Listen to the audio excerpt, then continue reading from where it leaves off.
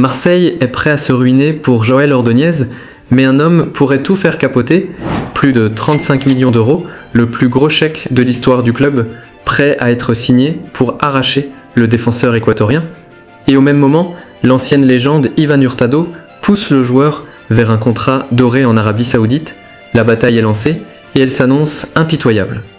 Si tu veux les vraies infos, sans langue de bois, abonne-toi et reste jusqu'à la fin, car ce qui arrive risque de tout changer pour l'OM. Marseille ne lâche pas, malgré un gros coup de froid il y a 24 heures, quand le journaliste Sacha Tavolieri a annoncé que Bruges mettait le dossier en stand-by. L'OM revient plus fort que jamais. La raison de cette pause, des doutes sur les garanties financières marseillaises. Un obstacle qui aurait refroidi bien des clubs, mais pas Pablo Longoria et Mehdi Benatia. Et là, surprise, l'OM prépare une nouvelle offre colossale. Une somme qui pourrait dépasser les 35 millions d'euros, du jamais vu dans l'histoire du club. À titre de comparaison, le transfert le plus cher jusque-là était celui d'Igor Paixão, pour 30 millions, il y a quelques jours à peine, mais ce n'est pas seulement une question d'argent.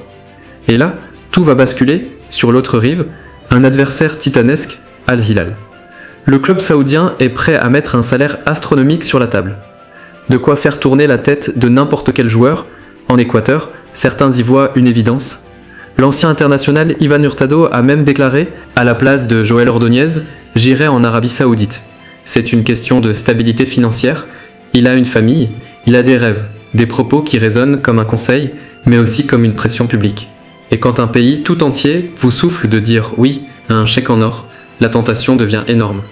Mais voilà, Ordonez a tranché, il a informé Bruges qu'il refusait l'offre d'Al Hilal et qu'il donne la priorité à Marseille. Sauf que dans ce genre de feuilleton, rien n'est jamais fini. Et la suite, tu ne l'imagines même pas. Longoria le sait, c'est maintenant ou jamais. Chaque heure qui passe rapproche Al Hilal d'une contre-offre. Alors, l'OM décide d'accélérer à fond.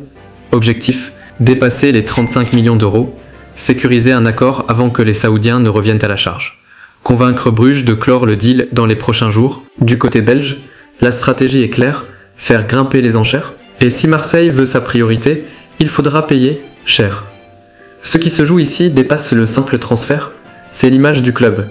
Sa capacité à rivaliser avec les plus riches qui est en jeu.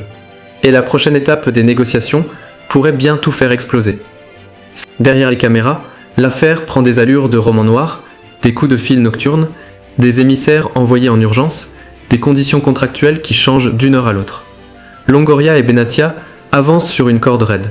Trop attendre, Al Hilal rafle la mise, trop se précipiter, l'OM risque de surpayer. Et dans ce chaos, Ordonez reste focalisé, il veut Marseille. Un choix sportif courageux, alors que la route vers la fortune facile était ouverte. Mais le foot moderne n'a pas de pitié, la volonté d'un joueur ne suffit pas toujours, et si le rêve se transformait en cauchemar? Dans les prochaines heures, Bruges attend un signe clair. Si Marseille met l'argent, le plus gros transfert de l'histoire du club sera scellé. Sinon, ce sera la porte grande ouverte aux Saoudiens. Les supporters phocéens retiennent leur souffle. Certains imaginent déjà Ordonez en patron de la défense au Vélodrome. D'autres craignent un nouvel épisode à la proie qui s'échappe au dernier moment. Ce qui est sûr, l'OM joue son prestige. Un succès, et c'est un signal fort envoyé à toute l'Europe. Un échec, et ce mercato restera comme un énorme presque. Et toi, tu penses que Longoria va réussir le coup? Dis-le en commentaire.